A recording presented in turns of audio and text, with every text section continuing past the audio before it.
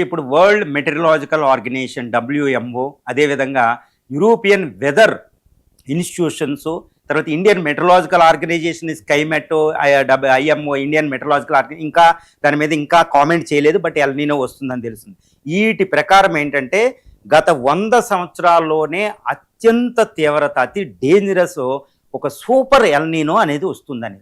అంటే మనం ప్రపంచం అంతా గమనిస్తుంటే ప్రపంచ క్లైమేట్ అంటే వాతావరణాన్ని గమనిస్తూ ఉంటే శీతోష్ణ స్థితిని ఒక ఎల్నినో లానినో అనేది ఒక ప్యాటర్న్ ఉంటుంది, ఒక క్లైమేటిక్ ఫెనోమెనా అనేది ఒకటి ఉంటుంది అనమాట.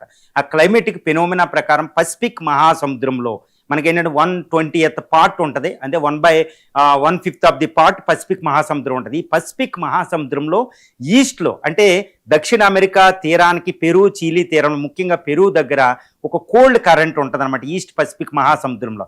దాని పేరు హంబోల్డ్ కోల్డ్ కరెంట్ అంటారు, లేదా పెరువియన్ కోల్డ్ కరెంట్ అంటారు.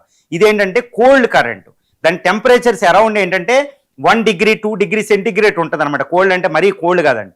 అది ఏంటంటే ప్రతి 3 నుంచి 7 సంవత్సరాలకి డిసెంబర్లో, ముఖ్యంగా క్రైస్ట్ చైల్డ్ అని కూడా దాన్ని చెప్తూ ఉంటారన్నమాట, ప్రతి 3-5 సంవత్సరాలకి ఒక పీరియాడికల్గా ఈ కోల్డ్ కరెంట్ అబ్నార్మల్గా హీట్ అయిపోతుంది.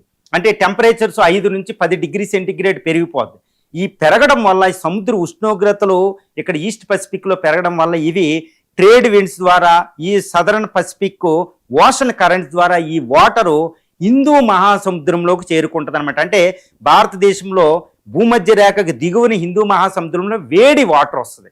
ఇంకోటి ఏంటంటే ఈ వేడి వాటర్ అంటే దీన్ని భారతదేశం మాన్సూన్స్ని, ఋతుపవనాలని దెబ్బతీస్తారనమాట. అంటే ఏంటి, ఎల్నినో ఎప్పుడు వచ్చినా ఆ సంవత్సరంలో ఋతుపవనాలు దెబ్బతింటాయి.